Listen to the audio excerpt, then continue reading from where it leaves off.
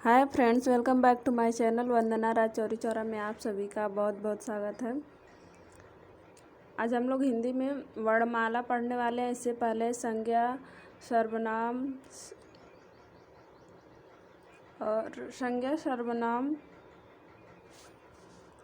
समास, इस सारी हम लोग पढ़ चुके हैं 3 टॉपिक्स, और आज वर्णमाला पढ़ने वाले हैं। तो वीडियो स्टार्ट करते हैं, और आप लोग चैनल को लाइक और सब्सक्राइब कर दीजिए। कमेंट ज़रूर करिएगा कि कैसा लगा। तो अब स्टार्ट करते हैं। वर्णमाला। वर्णमाला का अर्थ है प्रकार, जो भाषा की सबसे छोटी इकाई है। यानी वर्णमाला भाषा की सबसे छोटी इकाई होती है। इसके पहले यह ध्वनि के रूप में था। यानी वर्णमाला जो भाषा की सबसे छोटी इकाई होती है, इसके पहले यह ध्वनि के रूप में था। यानी पहले लिखित नहीं था, पहले बस बोला जाता था, बाद में इसे लिखा गया ताकि इसका कोई रूल बन सके। वर्णमाला मतलब वर्णों की माला। जैसे मोतियों की माला होती है, वैसे ही वर्णों की माला। जैसे मोती को माला बनाने के लिए उसे सीक्वेंस में रखते हैं, एक सीरीज में रखा जाता है, तो वैसे ही वर्णमाला वर्णों की माला होती है। जैसे वर्ण का स्थान है, इसके बाद ए आएगा, इसके बाद क के बाद ख आएगा, उसके बाद मतलब इसको एक सीक्वेंस में रखा जाता है, तो इसे वर्णमाला यानी वर्णों की माला कहते हैं। जब 2 या 2 से अधिक वर्णों को मिलाकर शब्द बनाया गया और 2 या 2 से अधिक शब्दों को मिलाने पर वाक्य बना। 2 या 2 से अधिक वर्णों को जोड़ने पर क्या बनता है? शब्द बनता है। और जब 2 या 2 से अधिक शब्दों को मिलाने पर वाक्य की रचना हुई, जिसमें सार्थकता उत्पन्न हो गई। जब वाक्य बना तो जिसमें एक शुद्धता आई, उसका कुछ अर्थ निकल के आया। और 2 या 2 से अधिक वाक्यों का संग्रह करके, जब 2 या 2 से अधिक वाक्यों का इकट्ठा किए, उसको जोड़े, संग्रह करके एक गद्यांश को जन्म मिला। यानी 2 या 2 से अधिक वाक्यों को जोड़ के एक गद्यांश बनाया गया। 2 या 2 से अधिक गद्यांशों का संग्रह गद्य या पद के रूप में पाठ निर्मित करता है। यानी 2 या 2 से अधिक गद्यांशों को जोड़ते हैं तो उसका संग्रह गद्य या पद के रूप में जैसे पाठ निर्मित करता है, एक लेसन निर्मित करता है। पाठों के संग्रह से पुस्तक की रचना होती है। जब पाठों का संग्रह होता है, कई पाठ एक साथ मिलते हैं, कई लेसन एक साथ मिलते हैं, तो एक पुस्तक बनती है, एक बुक बनती है, जो कि हमें विषयानुकूल ज्ञान की प्राप्ति होती है। तो जिससे अलग अलग प्रकार के विषय बनाए जाते हैं। वर्ण। भाषा की सबसे छोटी इकाई ध्वनि है। भाषा की सबसे छोटी इकाई क्या होती है? ध्वनि होती है। और इस ध्वनि को वर्ण कहते हैं। और यह ध्वनि क्या होती है? वर्ण होती है। वर्ण 2 प्रकार के होते हैं, तो सबको पता होगा, स्वर वर्ण और व्यंजन वर्ण। तो देखते हैं स्वर्ण वर्ण कितने प्रकार के होते हैं। पहला है स्वर वर्ण। जो वर्ण एक ही उच्चारण करने पर एक ही प्रकार की ध्वनि बनाता है, वह स्वर वर्ण कहलाते हैं। जैसे अ, ई, उ प्राकृतिक स्वर है। मूलतः स्वरों की संख्या क्या होती है? 11 होती है। अगर पूछा जाए कि स्वरों की संख्या कितनी होती है, क्वेश्चन भी आता है, स्वरों की संख्या कितनी होती है, तो 11 होती है। और यदि अंग और अह को, जो आयोग वाह बोला जाता है, अंग और अह को शामिल कर लिया जाए तो स्वरों की संख्या 13 हो जाती है। तो अगर क्वेश्चन में पूछता है तो स्वरों की संख्या 11 ही लगाते हैं। जैसे उदाहरण में है, जैसे ये तो सबको पता होगा, अ, आ, ई, उ, ऊ, री मूल स्वर, और ए, ऐ, ओ, औ, अंग, अह यह स्वरों का वर्गीकरण है। इसको अलग अलग पार्ट में बांटा गया है। ह्रस्व स्वर और दीर्घ स्वर। ह्रस्व स्वर जिनके उच्चारण में कम समय लगता है, यानी जल्दी से जिसको बोल लेते हैं, वह ह्रस्व स्वर कहलाते हैं। जैसे अ, ई, उ, अ, ई, उ, और यहाँ पे री भी होगा। री यहाँ पे छूट गया है, अ ई उ और री भी होगा यहाँ पे, अ ई उ री, यानी ह्रस्व स्वर जैसे बोलेंगे तो अ ई उ जल्दी और री जल्दी से हो जा रहा है, तो जो जिसमें कम टाइम लगे वह ह्रस्व स्वर है, अ ई उ री। अगला देखते हैं दीर्घ स्वर, जिनके उच्चारण में ह्रस्व स्वरों से ज़्यादा लगता है, यानी ह्रस्व स्वरों से दुगना समय लगता है, वे स्वर दीर्घ स्वर कहलाते हैं। जैसे आ ई उ ए, यहाँ पे ए भी होगा, मिस्टेक हो, यहाँ आए के पहले ए भी होगा, आ ई उ ए आए ओ औ, तो कितने हो गए, 1 2 3 4 5 6 7, 7 ए हो गए, 7 दीर्घ स्वर हो गए और 4 ह्रस्व स्वर हो गए।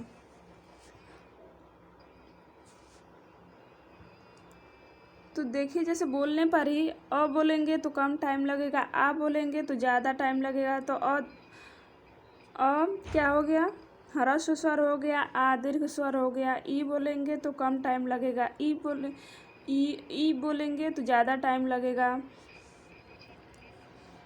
तो बोलने पे ही पता चल रहा है कि कौन सा ह्रस्व होगा कौन सा दीर्घ हो। तो ह्रस्व स्वर कौन सी है, अ ई उ री, और दीर्घ स्वर आ ई उ ए ऐ ओ औ, यानी 7 दीर्घ स्वर हैं और 4 ह्रस्व स्वर हैं। अगला है प्लुत स्वर, जिन वर्णों के उच्चारण में स्वर वर्णों से कई गुना ज़्यादा समय लगता है उन्हें प्लुत स्वर कहते हैं, यानी जिन्हें बोलने में बहुत ज़्यादा समय लगता है स्वरों की तुलना में, तो उन्हें प्लुत स्वर कहते हैं। जैसे बोला जाता है ओम, तो बहुत ज़्यादा टाइम लग रहा है, राम, तो ये सब क्या हो गए, प्लुत स्वर हो गए, जिसमें बहुत ज़्यादा टाइम लगता है। विशेष क्या है कि संस्कृत में स्वर कुल 13 हैं, जैसे यहाँ पे बढ़ जाता है क्या, री और री। तो प्राकृतिक स्वर 3 होते हैं, अ ई उ। ये भी पूछा जाता है कि प्राकृतिक स्वर कितने होते हैं, तो अ ई उ प्राकृतिक स्वर है। व्यंजन, व्यंजन यहाँ से देखते हैं, जिन वर्णों के उच्चारण में 2 ध्वनियाँ सुनाई पड़ती हैं वे व्यंजन कहलाते हैं। तो जिन वर्णों के उच्चारण में 2 ध्वनियाँ सुनाई पड़ती हैं उन्हें व्यंजन, यानी जो स्वरों की सहायता से बोले जाते हैं वह व्यंजन कहलाते हैं। व्यंजन वर्ण जैसे क च ट त प वर्ग समूह में होते हैं, यह इसे वर्गों में और वर्गों में बांटा गया है। जैसे क बोलेंगे तो इसके साथ अ भी आएगा, ख बोलेंगे उसके साथ अ भी आएगा, यानी जो स्वरों की सहायता से बोला जाता है वह व्यंजन कहलाता है। तो व्यंजन वर्ण बांटे गए हैं, क च ट त प वर्ग समूह में होते हैं। जैसे क वर्ग है, क वर्ग में क्या क्या है, क ख ग घ अंग, च वर्ग में च छ ज झ ञ, यानी जो पहले अक्षर से शुरू होगा, क से शुरू हुआ तो क वर्ग बोला गया, च से शुरू हुआ तो उसे च वर्ग बोला गया।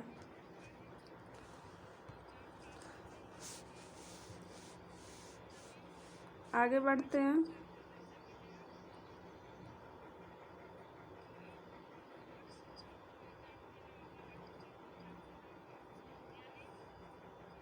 ट वर्ग, ट वर्ग क्या है, ट ठ ड ढ ण, त वर्ग में क्या है, त थ द ध न, प वर्ग में प फ ब भ म। तो ये क च ट त प, इसको बोलते हैं शार्ट में, यानी क वर्ग, च वर्ग, ट वर्ग, त वर्ग, प वर्ग।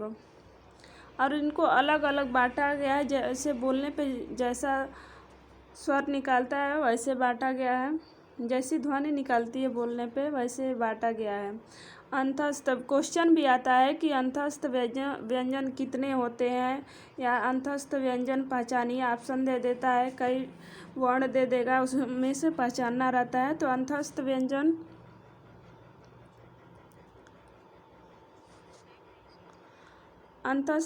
कौन कौन होते हैं, य र ल व, यह क्वेश्चन भी पूछा जाता है। अंतस्थ व्यंजन कितने होते हैं। अगला है संघर्षी या ऊष्म व्यंजन। तो संघर्षी या ऊष्म व्यंजन स ह, यानी तीनों सकार हैं, तीनों स हैं और ह हैं, तो उसे उसमें इसे बोलने पर ही श ह ऊष्मा उत्पन्न होती है बोलने पर, इसलिए इसे संघर्षी या ऊष्म व्यंजन बोलते हैं। संयुक्त व्यंजन, संयुक्त व्यंजन कौन कौन से हैं? 4 हैं। छ, त्र, ज्ञ, स्र, यानी यह दो से मिलकर बने हैं, इसलिए इसे संयुक्त व्यंजन कहा जाता है। अभी आगे डिटेल में बताऊंगी कि कौन कौन मिलके बने हैं। तो संयुक्त व्यंजन क्यों बोलते हैं कि यह 2 लेटर से यानी 2 से मिलकर बने हैं, तो इसीलिए इसे संयुक्त यानी जुड़ के बने हैं, तो इसीलिए संयुक्त व्यंजन कहते हैं। छ, त्र, ज्ञ, स्र। तो अंतस्थ व्यंजन हो गए 4, उसमें व्यंजन 4, संयुक्त व्यंजन 4, और तीनों से ही क्वेश्चन पूछे जाते हैं डेफिनेटली, इससे हर एग्जाम में क्वेश्चन आता है। तो अंतस्थ व्यंजन एर अलावा उसमें असंघर्षी व्यंजन तीनों सकार और ह, संयुक्त व्यंजन छ, त्र, ज्ञ, स्र। तो आगे बढ़ते हैं, और आप लोग चैनल को लाइक और सब्सक्राइब कर दीजिए। कमेंट ज़रूर करिएगा समझ में आया है नहीं आया। संयुक्त व्यंजनों का निर्माण। संयुक्त व्यंजन किससे जुड़कर बने हैं? तो यहाँ पे देख लीजिए, छ कैसे बना है? छ क प्लस स से बना है।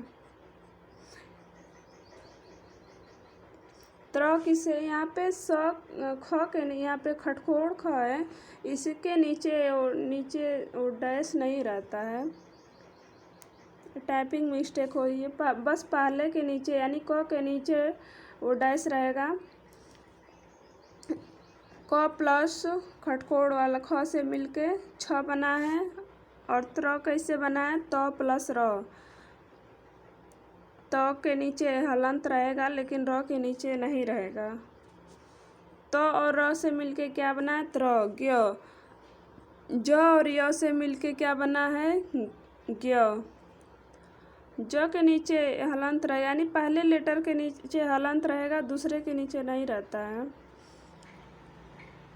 और श्र किससे मिलकर बना है? स प्लस र। तो क किससे मिलकर बना है? एक क्वेश्चन पूछा जाता है और ऑप्शन दे देता है, तीनों दे सकता है। और एक पूछेगा छ किससे बना है? क प्लस ख से। त्र किससे बना है? त प्लस र से। त्र बोलने में ही त और र आ रहा है, तो त प्लस र से बना है। ज किससे बना है? ज्य, बोलने में ही क्या आ रहा है? ज और य, तो ज प्लस य से बना है। स्र, तो बोलने में ही आ रहा है स और र, स प्लस र। तो बोलने से ही पता चल रहा है कि किससे मिलकर बना है। आगे व्यंजनों,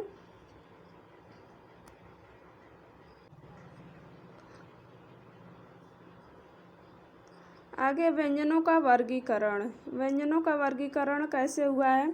पहला है स्पर्श व्यंजन। जिन व्यंजन वर्णों का उच्चारण करते समय वायु की टकराहट, यानी जो व्यंजन बोलते समय उसकी वायु की टकराहट कंठ, तालु, मूर्धा, दंत, ओष्ठ को छूती हुई निकले, वो स्पर्श व्यंजन कहलाते हैं। तो स्पर्श व्यंजन कौन से हैं? जिसको बोलते समय टकराहट होती है, जैसे कंठ, तालु। कंठ में, कंठ क्या होता है? गला होता है। तालु क्या होता है? ऊपर का सबसे गहरा भाग, जो जीभ के नीचे ऊपर का सबसे गहरा भाग होता है, वो तालु होता है। मूर्धा क्या होता है? दांत से पहले, जो दांत से थोड़ा सा पहले होता है, वो मूर्धा होता है। दंत क्या होता है? दांत होता है। ओष्ठ ओठ होता है। तो इसको बोलने से जिससे टच होता है उसको उस प्रकार से बांटा गया और इसे स्पर्श व्यंजन कहते हैं। स्पर्श व्यंजनों का उच्चारण स्थान, तो यहाँ पे दिया गया उच्चारण स्थान। तो कंठ से कौन कौन बोले जाते हैं? क, ख, ग, झ, अंग।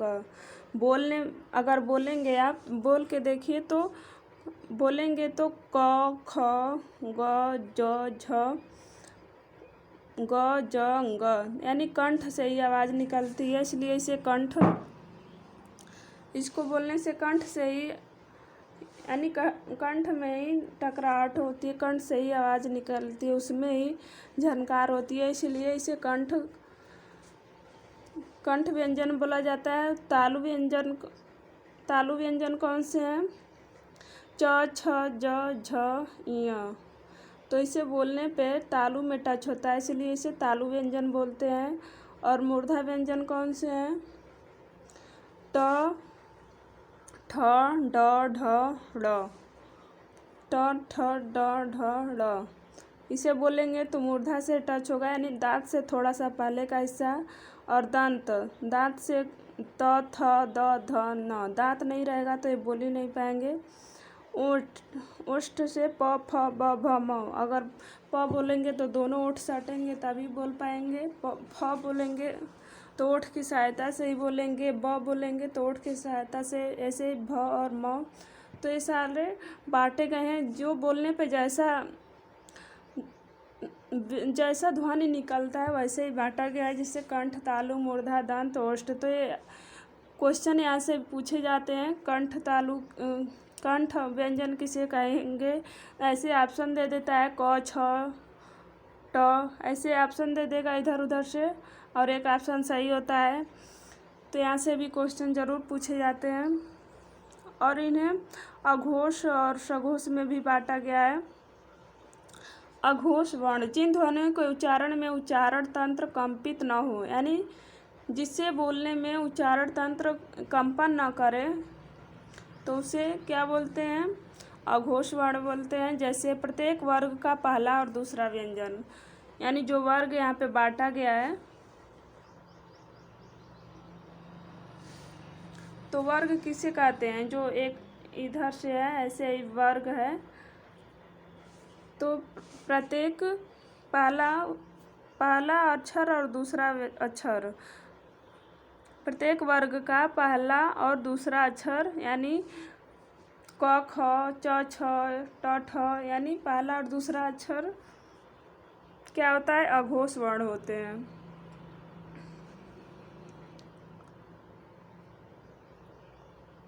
जैसे यहाँ पे क से क, च, यहाँ पे दे दिए क, च, छ, ट। यहाँ पे देख लीजिए,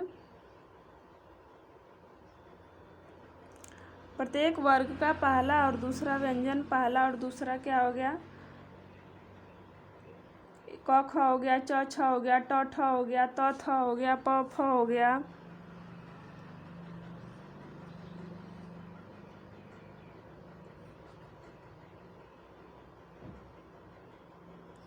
तो क वर्ग, च वर्ग, ट वर्ग, त वर्ग, प वर्ग का पहला और दूसरा व्यंजन क्या होगा? अघोष वर्ण होगा। सघोष क्या होता है? जिन वर्णों के उच्चारण में कंपन हो वे वर्ण सघोष या घोष वर्ण कहलाते हैं। यानी जिनके उच्चारण में कंपन होता है वो सघोष वर्ण कहलाते हैं। जैसे प्रत्येक वर्ग का पहला, तीसरा, चौथा और पांचवा।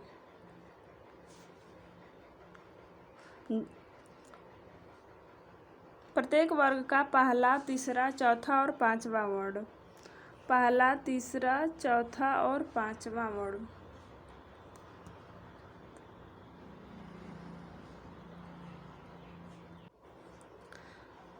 तो सघोष वर्ण किसे कहते हैं? प्रत्येक वर्ग का पहला, तीसरा, चौथा और पांचवा वर्ण। जैसे देख लीजिए, पहला, तीसरा, चौथा और पांचवा वर्ण। पहला, तीसरा, चौथा, पांचवा वर्ण, ये सारे क्या होंगे? तो सघोष व्यंजन कहलाएंगे। तो प्रत्येक वर्ग का पहला, तीसरा, चौथा और पांचवा वर्ण देख लीजिएगा आप लोग। तो वो हो गए सघोष। आगे देखते हैं अल्प प्राण वर्ण। जिन व्यंजनों के उच्चारण से मुख से कम हवा निकलती है, यानी जो वर्ण बोलते समय मुख से कम हवा निकले वे अल्प प्राण कहलाते हैं। जैसे प्रत्येक वर्ग का पहला और तीसरा, पांचवा वर्ण। तो पहले हम लोग ऐसे ही लिख लेंगे, ऐसे ही पहले हम लोग लिख लेंगे एक जगह। उसके बाद से यहीं पे अघोष वर्ण, सघोष वर्ण, अल्प प्राण, महाप्राण, ऐसे यहाँ पे आप लोग ऐसे लिख के उसके बाद से जो वर्ग है उसे देख लीजिएगा। तो अल्प प्राण किसे कहते हैं?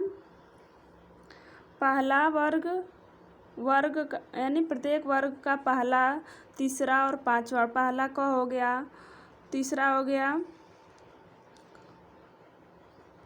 पहला वर्ण हो गया, तीसरा वर्ण हो गया, पांचवा वर्ण हो गया। ये क्या होते हैं? अल्प प्राण होते हैं। महाप्राण कौन सा होता है? महाप्राण जिन व्यंजनों के उच्चारण में अधिक वायु यानी जो भी वर्ण बोलते समय अधिक वायु निकले उन्हें महाप्राण बोलते हैं। तो ये कौन सा होते हैं? प्रत्येक वर्ग का दूसरा और चौथा अक्षर, यानी प्रत्येक वर्ग का जो क ख ग घ हम लोग लिखते हैं उसका दूसरा, जैसे ख और घ। पहले प्रत्येक वर्ग का दूसरा और चौथा व्यंजन क्या होता है? महाप्राण होता है। तो इसको एक बार रिपीट कर लेते हैं हम लोग। अल्प प्राण, महाप्राण।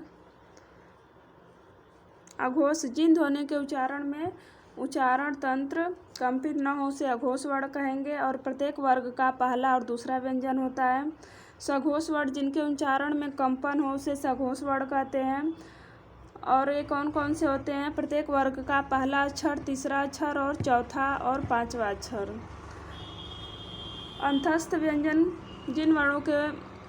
जिन वर्गों का उच्चारण वर्णमाला के बीच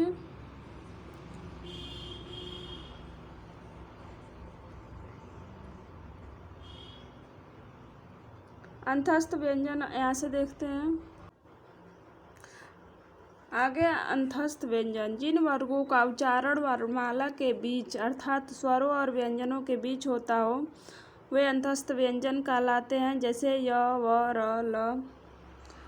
अगला है ऊष्म या संघर्षी व्यंजन। तो अंतस्थ व्यंजन कौन कौन से होते हैं? य, व, र, ल। ऊपर देखें हम लोग।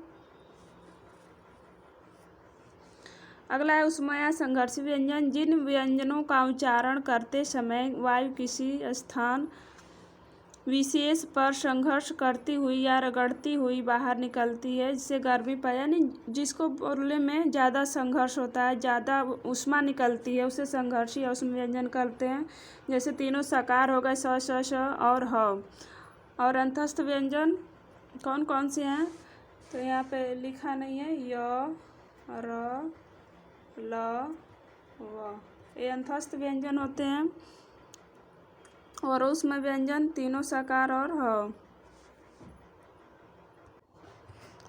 चौथा है उत्क्षिप्त या द्विगुण व्यंजन। तो वर्णमाला में जो वर्ण शब्दों के रूप में नीचे अनुस्वार बिंदु के साथ प्रयोग के रूप में लाए जाते हैं वे द्विगुण व्यंजन कहलाते हैं। यानी वर्णमाला में जो वर्ण शब्दों के रूप में नीचे अनुस्वार बिंदु यानी जिनके नीचे बिंदु लगा रहता है वो क्या कहलाते हैं? द्विगुण व्यंजन कहलाते हैं, जिनमें जीभ पहले ऊपर उठती है फिर जीभ मूर्धन्य उच्चारण पर आ जाती है। यानी बोलते समय पहले जीभ ऊपर उठती है फिर जीभ मूर्धन्य उच्चारण पर आ जाती है। जैसे बोलते हैं ड, ढ। ड, ढ नहीं है।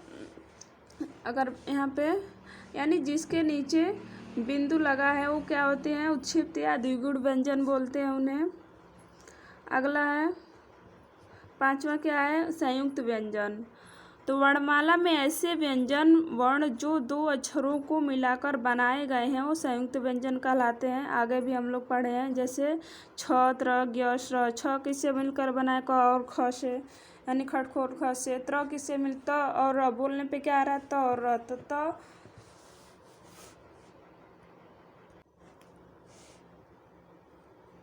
तो संयुक्त व्यंजन छ, त्र, ज्ञ, श।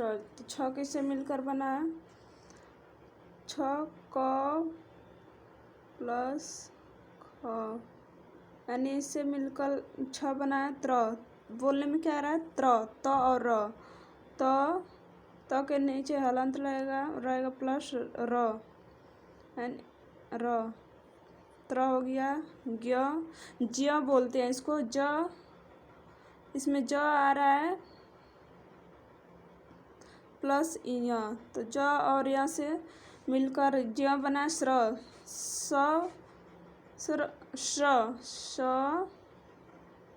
शरीफ वाला श प्लस र।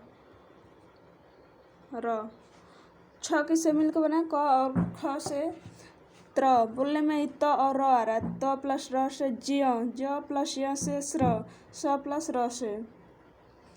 विशेष, वाह वर्ण अंग और अह कहलाते हैं क्योंकि इन वर्णों के उच्चारण में किसी अन्य वर्ण को प्रयोग में नहीं लाया जाता है, अर्थात इनका भी स्वतंत्र उच्चारण होता है। तो आप लोग को कैसा लगा आप लोग कमेंट करके ज़रूर बताइएगा। चैनल को लाइक और सब्सक्राइब कर दीजिए और ज़रूर से ज़रूर कमेंट कीजिएगा और क्या कमी है वो भी बताइएगा। तब मिलते हैं अगली वीडियो में किसी नए टॉपिक के साथ। ओके बाय, जय हिंद।